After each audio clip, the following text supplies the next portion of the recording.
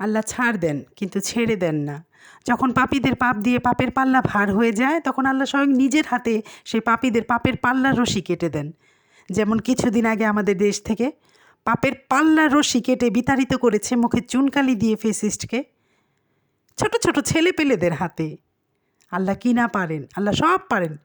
16-17টি বছর ধৈর্য ধরে শুধু মানুষের উপরে হওয়া অন্যায় অত্যাচার জুলুমগুলো আল্লাহ সয়ে গেছে চুপচাপ। যখন দেখেছে যে মানুষও টিকতে পারছে না, এই জুলুমের হাত থেকে বাঁচতে পারছে না, আল্লাহ তখন স্বয়ং কীভাবে কী করলো, সব আল্লাহর ইশারা। আল্লাহর রহমত না হলে এই কাজগুলো হতো না। ছোট ছোট ছেলেপেলেরা আরেকবারও ফিল্ডে ওরা নেমেছিল, কিন্তু পারেনি তখন। এবার আল্লাহর স্বয়ং আল্লাহর রহমতের কারণে পেরে গেল। মাশাল্লাহ, আল্লাহ বাচ্চাদের ভালো রাখুক। আর যারা শহীদ হয়েছে তাদের আল্লাহ বেহেশত নসিব করুক। বেহেশত তো হবেই। যাক, যে কথা বলতে এসেছি, কথাটি হচ্ছে, দাদা বাবুরা ভেবেছিল তাদের আদা রসুন পেঁয়াজ এগুলো ছাড়া আমরা বাঁচবো না, আমাদের ঘরে চুলা জ্বলবে না। আমাদের দেশে ঘরে ঘরে তাদের নিউ মার্কেটে না গেলে আমাদের বিয়ের অনুষ্ঠান, ঈদ, যে কোনো ফেস্টিভ্যালে আমরা যে কাপড় চোপড়গুলো পরি আমাদের হবে না, আমরা পাবো না। হ্যাঁ, আমরা তাদের ড্রেস আনতে না পারলে আমাদের দেশ অচল হয়ে যাবে। তাদের ওইখানে ভ্রমণ করতে না গেলে আমাদের আর কোথাও যাওয়ার জায়গা থাকবে না। তাদের ওইখানে চিকিৎসা করতে না গেলে আমাদের আর কোথাও যাওয়ার জায়গা থাকবে না চিকিৎসা করতে। আমরা দেশের মধ্যে এক একজন বিনা চিকিৎসায় মারা যাব। তো আল্লাহ ছাড় দেয়, ছেড়ে দেয় না। কাকে কে কাঁদাতে চায় তাকে আল্লাহ পাক একদিন অন্যায়ভাবে যারা কাঁদাতে চায় তাদের হিসাব তারা পেয়ে যায়। অন্যায়ভাবে আমাদের কাঁদাতে চেয়েছিল না, তাদের ছাড়া আমাদের চলবে না। এখন তারা কাঁদছে কেন? তারা তো কাঁদে না, আল্লাহ পাক কাঁদায়। আল্লাহ পাক তাদের কাঁদাচ্ছে। তাদের নিউ মার্কেটে না গেলে আমাদের হবে না। তাদের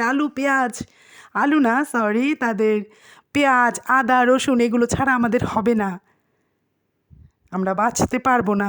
তো এখন কারা কান্না করতেছে? কাদের দেশের কৃষকরা কান্না করছে? আমাদের দেশের। ফেসিস্টের মাথায় বুদ্ধি, আসলে ফেসিস্টের বুদ্ধি না, এটা হচ্ছে ওর দোসরের স্ক্রিপ্ট ছিল। দোসর হচ্ছে প্রেসক্রিপশন পাঠাতো, সেই অনুযায়ী ফেসিস্ট এগুলো করতো। যেই জিনিসটা ইন্ডিয়া থেকে রপ্তানি হতো সেই জিনিসটা আমাদের দেশে ফলন করতো না, মানে চাষাবাদ করতো না সেই জিনিসের, যেটা ওইখান থেকে রপ্তানি হয়ে আসবে। কি বুদ্ধির বুদ্ধি ওর দোসর। ফয়জল ভাই একটা কথা বলি না, কথাগুলো খুব ভালো লাগে, এক নিঃশ্বাসে বলে অবশ্য, ওনারটা এত ভালো লাগে শুনতে। ওই হতাশা লিক, ওই আফসোস লিক, ওই ব্যর্থ লিক, আরও অনেক কিছু কী সুন্দর করে যে ফয়জল ভাই বলে, আমার না কথাগুলো অনেক ভালো লাগে এই ডায়লগগুলো যখন দেয়। হ্যাঁ, ওই হতাশা লিক, ওই আফসোস লিক, আরও 4-5টা কী নাম যেন একদম দ্রুত বলতে থাকে। আসলেই এগুলো এই ধরনের লোক। আচ্ছা, ফাঁকে একটু বলে নিই যে টমেটোগুলো দেখাচ্ছি হচ্ছে, অনেকে না যে চিনাইলের মতো টমেটো পাওয়া যায় না লম্বা লম্বা, ওগুলো কিনে আনে, ওগুলো আনবে না, আনবে বাঙ্গির মতো গোল গোল। এই টমেটোগুলো খুব ভালো, দিলে সাথে সাথে গলে যায়। তাই তোমাদের আর কি দেখাচ্ছি যে যারা, অনেকে তো চিনো না, লম্বা টমেটোগুলো যে চিনাইলের মতো দেখা যায় লম্বা লম্বা, ওগুলো নিয়ে আসে। ওগুলো ভালো না, ভালো হচ্ছে এই যে বাঙ্গির মতো, এগুলো আনবে। তো যেটা বলতে চাচ্ছিলাম, কি যেন, ওই হতাশা লিগ আর হচ্ছে ওর দোসরের কথা বলছি। ভাবছে কি ওদের ছাড়া আমাদের হবে না, আমরা টোটালি অকেজো হয়ে যাব, আমাদের দেশ অকেজো হয়ে যাবে। হ্যাঁ, এখন কি আমরা চলছি না? আমরা থেমে আছি? আমাদের জীবনযাত্রা কি থেমে আছে? আল্লাহ পাক যেভাবে চালাচ্ছে চলছি না আমরা? যেই জিনিসটা ওখান থেকে রপ্তানি হতো সেই জিনিসটা আমাদের দেশে হতেই দিত না। কি বুদ্ধির বুদ্ধি! মানে বলছে যে উন্নয়ন করছি, উন্নয়ন উন্নয়ন উন্নয়ন, উন্নয়নের নামে ছাতার মাথা। ও হচ্ছে পরাধীনতার জীবন দিয়ে রাখছিল আমাদের। কিসের উন্নয়ন? এগুলো উন্নয়ন করেছে ওর দলের লোকেরা। দেশের মানুষ কয়জন উন্নয়ন করেছে? তো যাই হোক, আল্লাহ ছাড় দেন, ছেড়ে দেন না। অনেক বছর ছেড়ে দিয়েছিল ওকে, অনেক বছর। আল্লাহ যখন সইতে না পারছে, শিশু বাচ্চা ওই মহিলার সামনে, বাচ্চাগুলো শিশু বাচ্চা না, তার নাতির বয়স এক একজনের, শিশু বাচ্চাদের হাতে পরাজিত করলো ওকে। আল্লাহ সব পারেন।